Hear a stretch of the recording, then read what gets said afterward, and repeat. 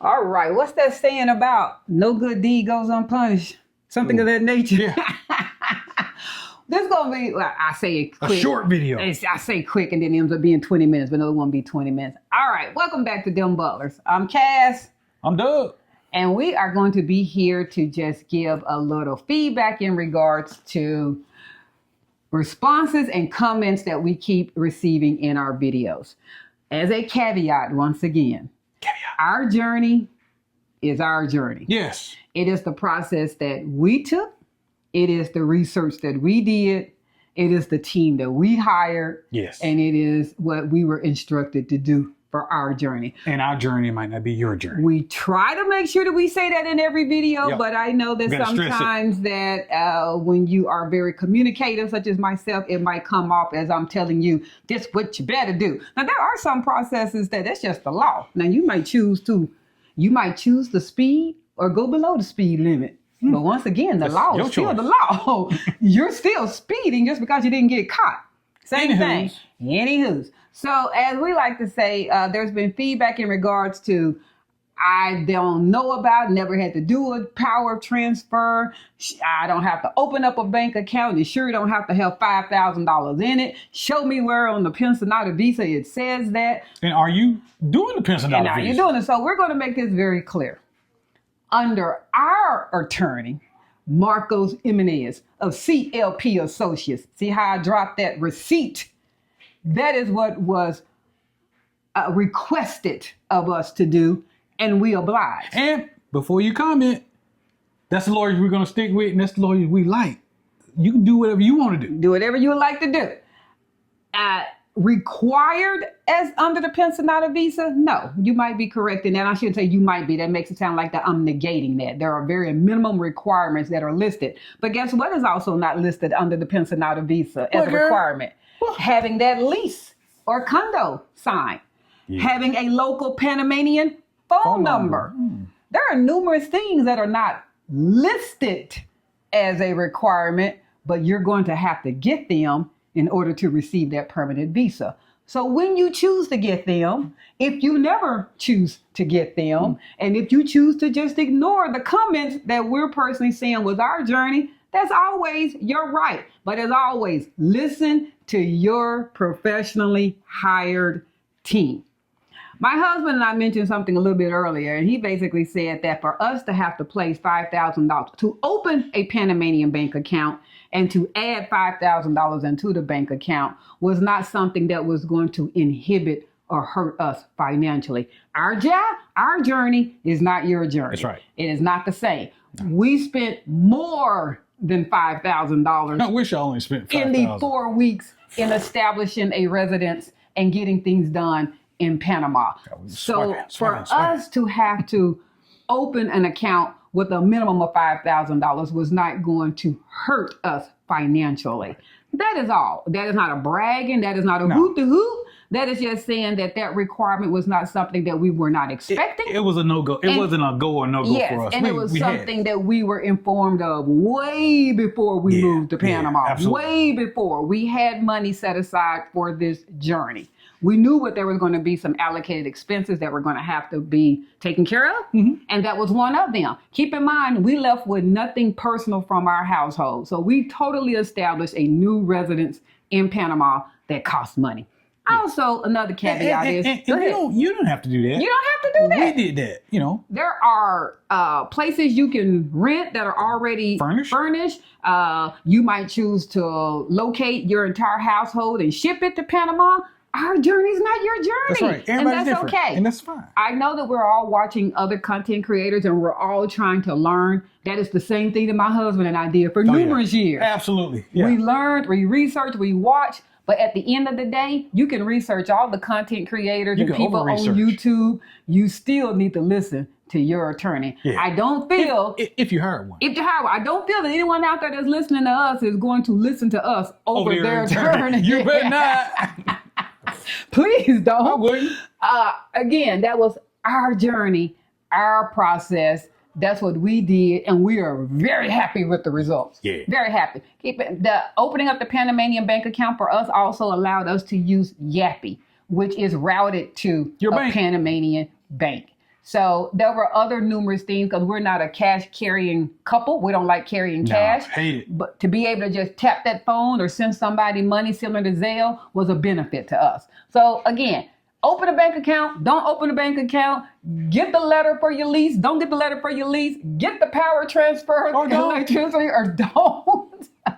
It has no relevance to us. It really doesn't. We're just informing you of our journey. Yeah. So I hope that this has better clarified some information. We are so glad you're all watching, and we're definitely glad you're commenting. Please don't think that we're saying don't comment. No. It's just that when we get told, my attorney said I didn't have to open that, I sit there and I go, then don't open it. Yeah. That's what your attorney told you. Because at the end of the day, if your attorney told you to do something, you should do it. But we have already done what we're telling you about. So it ain't no undoing it. We've already done it. And it wasn't an issue for us. It wasn't an issue for us, but that's us. That is us. That is not everybody. There are going to probably be some folks that would have opened a bank account with $5 million. So they sure could care less what our 5,000 is saying. That was our process. Yeah. Again, short, sweet. Go ahead, baby. Oh, one more thing. Somebody had a comment about the bank. There's no FDIC in Panama. You are federally not protected with your money. So if something happens to the bank, something happens to your money. Something happens to your money. So get that United States stuff out your head. Yeah, and I think I even clarified with that person of saying that even for us, we would never place every single dollar that we have to our name in the local Panamanian banking industry. We're not saying that anything will go wrong with it, but at least in the United States, we do have the FDIC backing in regards to our bank. And we also in the United States don't bank with one bank. That's a little clarity, a little bit of information on us. We're not one of those put all our eggs in one basket type of a person. Correct. So we almost don't trust nobody. So and for us, for banking in Panama, we put enough money in to pass that 5,000 minimum that we've got, but we also didn't go over 10 grand because that triggers a tax thing with the United States. Yes. And even here in the United States, I think if you've ever gone to the bank and you've ever, I think at the blurb of your deposit, it actually says if you're depositing more than $10,000, the bank has to report that to a tax auditing person. We had no issue with that because our money was made legally. I mean, accounted it was accounted for. But our attorney didn't want us to have to be held up in the process of placing more than $10,000 in our account. Because Panama is going to report you. That then it was going to hold up that letter that we were going to have to present to the immigration authority. Again, if there are ever any questions, ask your attorney. Yes, when you're on the phone with your consultation, we keep saying free consultation, free consultation. Every attorney should do one. Ask them, hey, can you give me information more about the process of what's going on with the bank account? Should I open a bank account? Do I need to open a bank account? How's it benefiting me to open a bank account? Ask your attorney. And for me, like she said, ask your attorney, but also if you're taking advice from someone who has done the process, but they did the process 5-6 years ago, rules change, y'all. We're talking about what's for us here in 2025, not 24, 23, February 22. 14th to be exact. So, February 14th, 2025. So that's another reason why you need an attorney, someone who's on this stuff, someone who's going to give you the right jive. Yes. Yeah. Another thing I keep getting told from other people, hey, the only thing that's required from the Pensionado visa is the $1,000 minimum requirement to show you have a forever pension. Myself personally, if he was not in this picture with me, myself personally, up until the last 5 years, because I've always been self-employed and own a business, I would not have made the Social Security requirement to be able to show that I make a minimum of $1,000 a month forever if I was over the age of 62. I wouldn't be able to show that because I was self-employed and owned my own business for numerous years. Yeah, I didn't pay into the Social Security. I didn't pay into the Social Security fund. I think at the last Social Security letter at that time showed I was going to make like $500 a month. I wouldn't be comfortable if, let's say, I made $1,100. Myself personally, as a single person, going forward and applying for the Pensionado visa, because yes, I met that $1,000 threshold, but laws change, bureaucracies change, the minimum change. Big words. Neither him nor I, we said this the other day, are minimum people. We're just not the minimum. We don't do the minimum in life. We don't sit there and go forth and depend on the minimum in life. That's right. We're going to always do a little bit more. Yeah. That just to make sure that they're rainy day fun, as people like to say. And because we did a little bit more, or we're able to do a little bit more, we're not worried about the minimum. We're not worried about it. Yeah. If they change it tomorrow, if they sit there and go tomorrow, and we're in the middle, because remember, we're in that 6-month process window. Yeah. If between now and that 6-month window, bureaucracy's changed and Panama goes, hey, we need everybody who is trying to get a permanent status to go open up a bank account and put $5,000 in it. Done. We have more than that. We're good. Yeah. That's why we did above and beyond. That doesn't have to be you. We also get, if you don't have it, you don't have it. But if your attorney says this is what you got to do, then that's you too. Yes.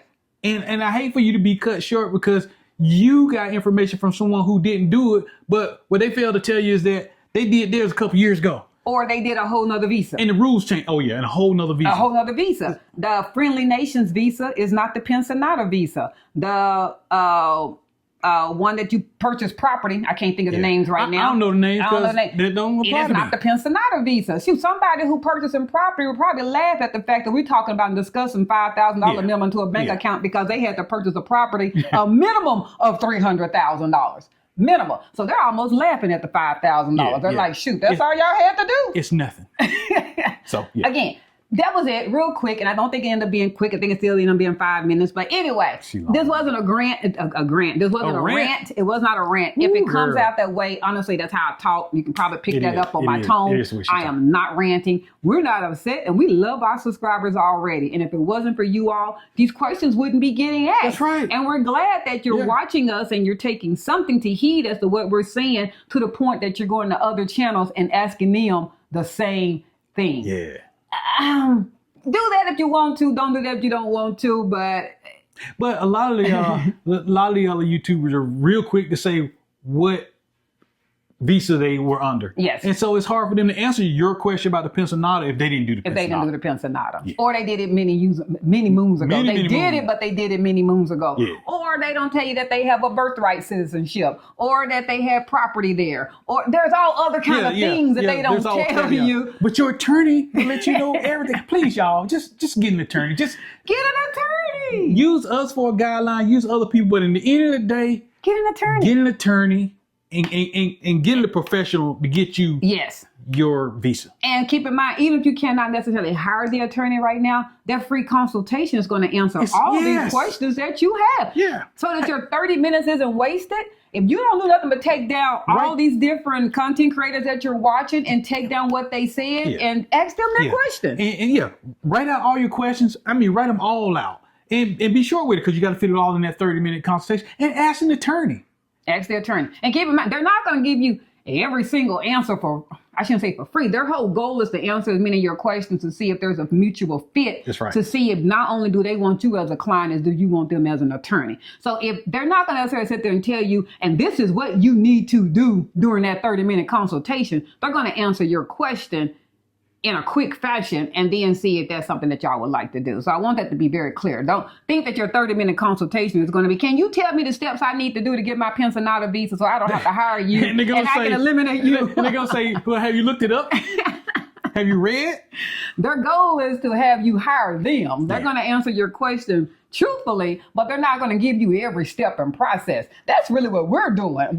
If you were to call our attorney right now, that we took, he's not going to give you every single step. He's going to give you that overview on that form that I told you that this is what we're going to help you do. And he did. He helped us do all of those steps. And now we just shared with you what those steps were. Yeah. I think that better clarifies it. If not, hey, y'all, that's the best we can do. Yeah. Happy Sunday or whatever day you happen to be watching this. And hope you all are out there having a great day. Yeah. He's getting ready to go finish working in the home ownership part of home ownership that we hate. I'm still power washing. God.